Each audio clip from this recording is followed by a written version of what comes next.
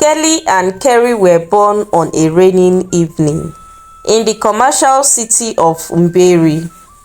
The twins were the joy of their parents, Mr. and Mrs. Adingu, a devout Christian couple who were well respected in their community. From the moment the twins opened their eyes to the world, the Adingus committed themselves to raising them with love, discipline, and the fear of God. Though identical in appearance, the twins could not have been more different in character. Keri, the elder by a few minutes, was the embodiment of everything their parents had hoped for. Intelligent, kind-hearted, and deeply rooted in her faith. She excelled in all her studies from an early age, always striving to make her parents proud. Keli, on the other hand, was a stark opposite. She had a wide streak, constantly getting into troubles and checking her responsibilities. Although the Adingus loved Keli as much as Keri, they were often at their wits' end, trying to understand and guide her. As the girls grew older, the differences between them became more pronounced, leading to an unspoken rivalry, with Keli constantly feeling overshadowed by her sister's brilliance. By the time the girls entered university, Keri had chosen to study medicine, a demanding course that required unwavering focus. Keli, after much persuasion from her parents, reluctantly enrolled in business administration. However, her interest lay far from her studies. She preferred the thrill of nightlife, mingling with dubious characters, and staying out late. Keri was aware of her sister's antics, but chose to remain silent, praying that Keli would change her ways. Yet, the more Keri succeeded, the more Keli's jealousy festered. It wasn't just that Keri was doing well in her school. She was also beloved by everyone around her. Her professors, classmates, and even the local community admired her dedication and humility. One afternoon, Keli found herself in deep trouble. She had borrowed money from a group of cultists on campus to fund her lifestyle, promising to pay them back with interest. When she failed to meet the deadline, the cultists demanded their money, threatening her with their consequences. Desperate and scared, Keli panicked, and instead of facing the situation, she did the unthinkable. She mentioned Keri's name, claiming that her sister would repay the debts. It was a warm evening when Keri and her classmates were walking back from a long day of lectures. They chatted about an upcoming exam, laughing and sharing notes as they made their way through a dimly lit shortcut on campus. Suddenly, out of the shadows, a group of men appeared, blocking their paths. The atmosphere grew tense, and Keri's heart raced. "Who amongst you is Keri Adingu?" one of the men demanded, his voice rough and threatening. Keri stepped forward, her voice calm yet firm. "I'm Keri. Can I help you?" Before she could react, one of the men struck her across the face, and everything descended into a chaos.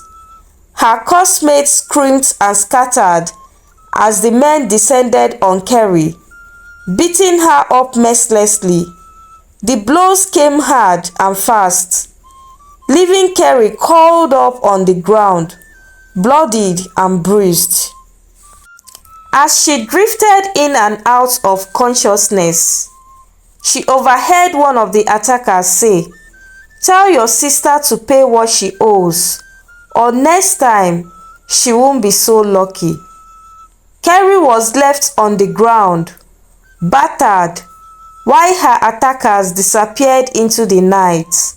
Her friends, who had watched from a distance, rushed back to help her, terrified and confused.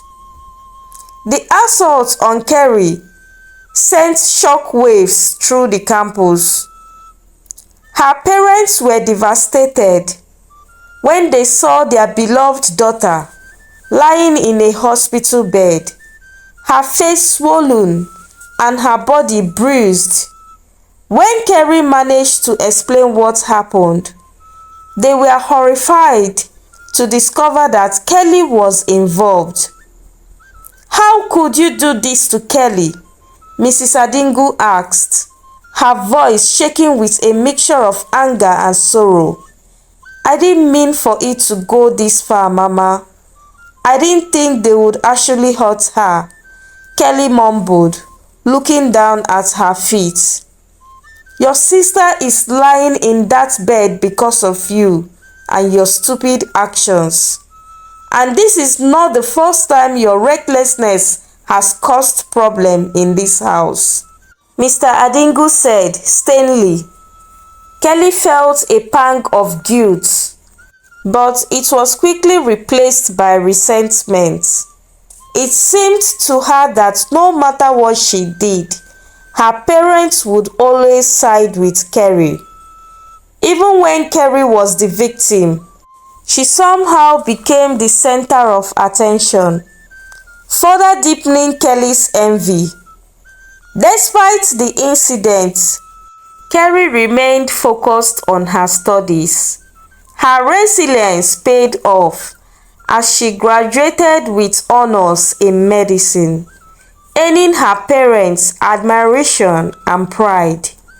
The graduation ceremony was a grand affair, with everyone in the family beaming with joy, except Kelly, who had barely managed to scrape through her final exam after repeating a year. Hey guys, please subscribe to my channel, turn on your notification button and stay with me to the end to share with me in the comment section what you learned from this beautiful story.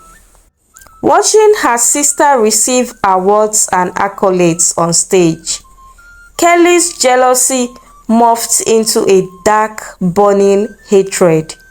She felt her parents' love slipping further away from her, all because of Keri. Life seemed to move in fast motion for Keri after graduation. She landed a prestigious residency at one of the top hospitals in town and soon reconnected with Ike, her old school boyfriend. Ike had always adored Keri, and now, seeing the strong, accomplished woman she had become, he knew she was the one he wanted to spend the rest of his life with. It wasn't long before Ike proposed, and Keri, full of happiness, said yes. The wedding was a grand event, attended by friends, family, and colleagues. Kelly stood as Keri's maid of honor, watching with forced smiles as her sister radiated happiness. Inside, she was sitting. The sight of Keri in her white gown, surrounded by love and joy, only deepened her sense of inadequacy. As the newlyweds left for their honeymoon, Kelly made a vow to herself. "I will make her pay," she whispered bitterly. Keri had taken everything from me, but I must make sure she doesn't keep it.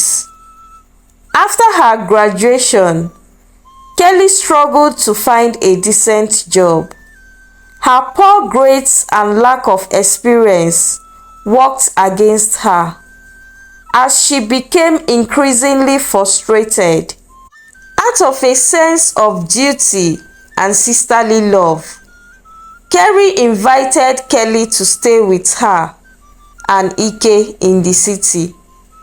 Keri believed that with a little help, Keli would find her footing and start a new chapter in her life. "Come stay with us, Keli. I'm sure we can help you find something," Keri had said, her voice warm and encouraging. Keli accepted the invitation, masking her true intentions behind a grateful smile. She packed her bags and moved into Keri's home, but her mind was set on one goal: to destroy the happiness that Keri had found. Living with Keri and Ike, Keli began to plant seeds of doubt in Ike's mind. She would drop subtle yet damaging comments about Keri's fidelity and her behavior at work. "Keri seems to be working late a lot of these days," Keli mentioned casually over dinner one night.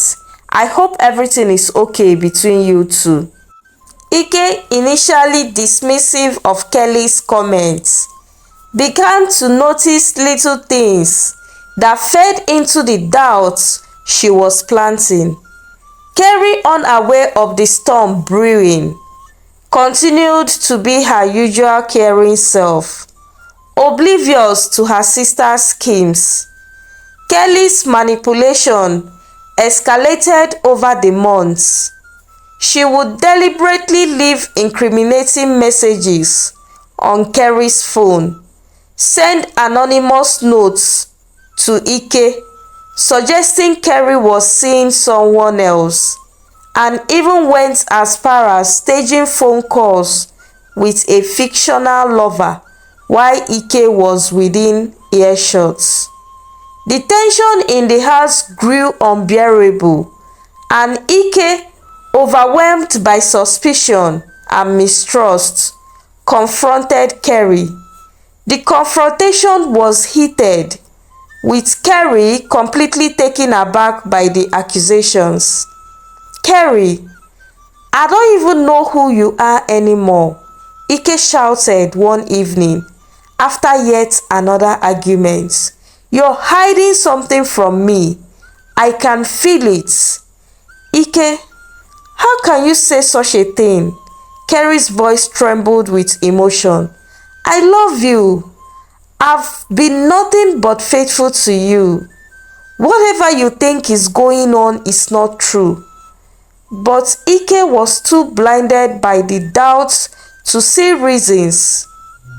Eventually, the strain on their marriage became too much, and Ike asked Keri for a separation. Keli watched as Keri packed her bags and left the house, her heart heavy with sorrow. Keri moved into a small apartment near the hospital, confused and devastated by the turn her life had taken. Despite her initial satisfaction, Keli found no joy in her victory. The house was so cold and empty without Keri's presence, and Ike, now wallowing in guilt and loneliness, became distant and unresponsive. Keli had hoped that Keri out of the picture, Ike would turn to her, but instead, he withdrew further into himself. As time passed, the truth began to unravel. Ike discovered the anonymous notes and messages, realizing they all came from the same source. Keli. He confronted her, demanding answers. Keli, what have you done? Ike's voice was a mixture of anger and disbelief.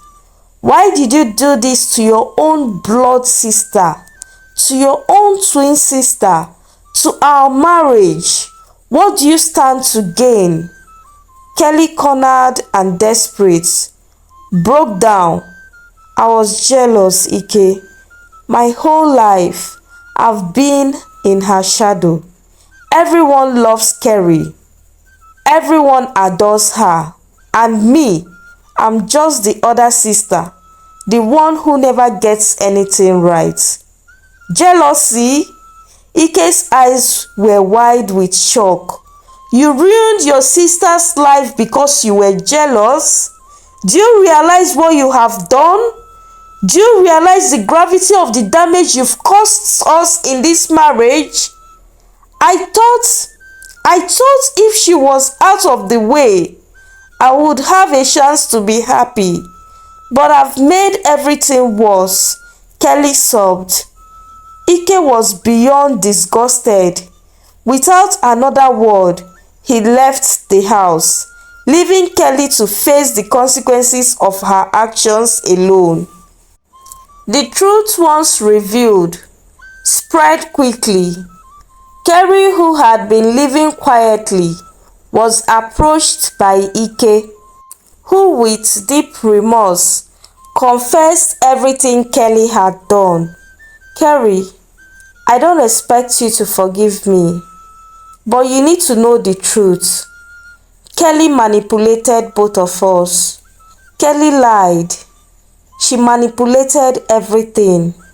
Ike said, his voice breaking, I have wronged you. I should have believed you. I should have listened to you. I'm so sorry. Keli listened in silence, her eyes heavy with the weight of the betrayal. She couldn't believe that her own sister, the person she had loved and trusted, had caused her so much pain.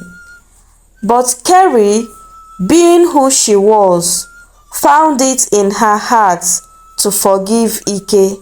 Ike, I forgive you, she said softly, but things can never go back to the way they were.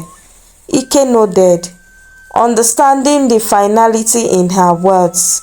The separation became permanent, and Keri, though heartbroken, decided to focus on her work and rebuild her life. As for Keli, the consequences of her actions were severe. Her parents, upon learning the truth, were devastated and distanced themselves from her. She lost her job, prospects, and found herself isolated. The weight of her guilt crushing her. The once vibrant and mischievous girl was now a shadow of her former self, alone and broken. Years passed, and Keri's life slowly began to heal. She moved on eventually, finding peace in her work and within herself. She remained close to her parents, who never fully recovered from the betrayal, but continued to support Keri with all their love. Keli, on the other hand, was left to reflect on her actions. She had gained nothing from her jealousy, only pain and loss.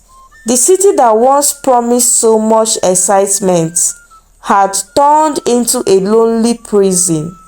She realized too late that her actions had cost her the love and the trust of those who mattered the most in her life. One day, Keli found herself standing outside Keri's apartment, her hands shaking as she knocked on the door. Keri opened it, surprised to see her sister after so long. Keli, Keri said, her voice neutral, though her eyes betrayed. a mix of emotions. "Keri, I'm sorry," Keli whispered, her voice choked with tears. "I'm so sorry for everything I did. I was wrong, and I've paid the price for it every day." Keri looked at her sister, the twin who shared her face but had walked such a different path. "I forgive you, Keli," she said softly, tears welling up in her eyes. "But forgiveness doesn't mean things can go back to the way they were. We both have to live with what happened." Keli nodded, understanding that while forgiveness has been given, the damage was irreparable. The sisters stood in silence, the weight of their shared past hanging between them. In the end, Keli returned to Mberi, seeking a fresh start away from the memories of her past. She found work with a small charity organization, dedicating herself to helping others, perhaps as a way to atone for her sins. Keri too moved on, eventually finding love again, though she remained cautious and protective of her heart. She never forgot the pain her sister caused, but she chose to let go of the bitterness, focusing instead on the future. Their paths, once so closely intertwined, now ran parallel yet distant, shaped by the choices they had made. The city moved on, indifferent to the drama that had unfolded within it, as life continued its unrelenting march forward. And in the quiet moments when Keli lay awake at night, she couldn't help but wonder how different things might have been if she had chosen love over envy and honesty over deceit. But life offered no rewinds, only lesson, and Keli had learnt hers the hard way. Thank you, viewers, for staying with me till the very end. Hope you learned a lesson from this wonderful story. Please share with me in the comment section. I will be there waiting for your contributions. Also, don't forget to subscribe to my channel at African Storytales by Abby. Like, share with your family and friends, and turn on your notification bell to stay tuned for more interesting and mind-blowing story. I remain your favorite storyteller, African Storytales by Abby. Bye!